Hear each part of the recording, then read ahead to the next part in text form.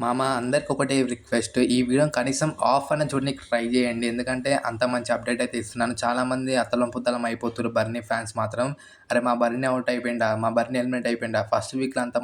First వీక్‌లో మొత్తం big boss అందరు కొత్తగా రాగానే బర్నీ, తనుజ, ఇమాన్యుయల్ వీళ్ళు ముగ్గురే మనకెక్కువ షైన్ అయింది. అలాంటి బర్నీ ఇప్పుడు ఎలిమినేట్ అయింది. అలాంటి బర్నీ బయటికెళ్ళిపోవడం ఏందని చాలామంది షాక్‌లో ఉన్నారు. సో, అదంతా క్లారిటీ ఇద్దాము. నిజంగానే బర్నీ కింద డౌన్‌లో పడిపోయిండా? రాము దగ్గరకొచ్చేసిండా? వీళ్ళిద్దరి మధ్యలోనే లాస్ట్ ఎలిమినేషన్ రౌండ్ ఉండబోతుందా? ఇవన్నీ చాలా డౌట్స్ ఉన్నాయి కదా! అవన్నీ క్లియర్ చేసేస్తాను. ఇంకా కొన్ని అప్డేట్స్ కూడా ఉన్నాయి. సాటర్‌డే ఏం అప్డేట్స్ ఉన్నాయో అవన్నీ కూడా ఈ వీడియోలో అయితే కవర్ చేద్దాం. సో, వీడియోని అయితే ఎండ్ వరకు అయితే చూడనీకి ట్రై చేయండి గైస్. వీడియో నచ్చితే తప్పకుండా ఒక లైక్, ఒక హైప్ బటన్ అయితే కొట్టేసేయండి. భరణి, రాము నిజంగానే కింద ఉన్నారా? లేపోతే మన రివ్యూవర్స్ ఊకనే తుప్పినానికి పైకి లేపితే వీళ్ళు అట్లున్నారని చెప్తున్నారా అనే దాని విషయం గురించి మాట్లాడుకుందాం. నిజంగానే భరణి, రాము రాథోడ్ వీళ్ళ ముగ్గురు డౌన్ పొజిషన్‌లో ఉన్నారు. లాస్ట్ 2 లీస్ట్ వీళ్ళిద్దరే ఉన్నారు ఓటింగ్‌లో. అండ్ దివ్య నిఖితకి ఓట్లు ఎలా పడ్డాయో నాకైతే ఇప్పటికి అర్థం అవ్వట్లేదు.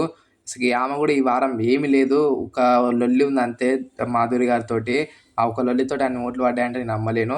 అసలు ఆమెకి ఎట్లా సేవ్ అవుతుందో నాకైతే తెలవదు. కానీ ఈ వీక్ ఎలిమినేషన్ రౌండ్ మొత్తం మన ఇమాన్యుయల్ అన్న చేతిలోనే ఉంటది. ఇమాన్యుయల్ ఏదంటే అది. ఇమాన్యుయల్ ఒకరిని తీసేయొచ్చు. ఇమాన్యుయల్‌ని ఒకరిని సేవ్ చేశాక మిగతా వాళ్ళు ఉత్పిడానికి పోవచ్చు. చాలా వేస్‌లలో అయితే ఉంది ఎలిమినేషన్ అయితే. ఇప్పుడు మంచి వాళ్ళకి అన్యాయం జరుగుతదా? లేకపోతే అన్‌ఫెయిర్ ఎలిమినేషన్ అయితదా? ఏదో ఒకటి గానీ కాంట్రోవర్సీ అయితే పెద్దగానే అయితది. ఎవ్వళ్ళు పోయినా ఆడియన్స్ అయితే తీసుకోలేరు. ఎందుకంటే ఓటింగ్ పరంగానే తీయాలి ఎవరిని తీసినా. ఇప్పుడు ఇమాన్యుయల్ సేవ్ చేసిండని భరణి గాని వాళ్ళని మంచోళ్ళని సేవ్ చేసి లాస్ట్‌కి ఓటింగ్ వీళ్ళకి తక్కువ పడ్డదంటే ఆడియన్స్ తప్పకుండా కోపం పడతారు బిగ్ బాస్ మీద.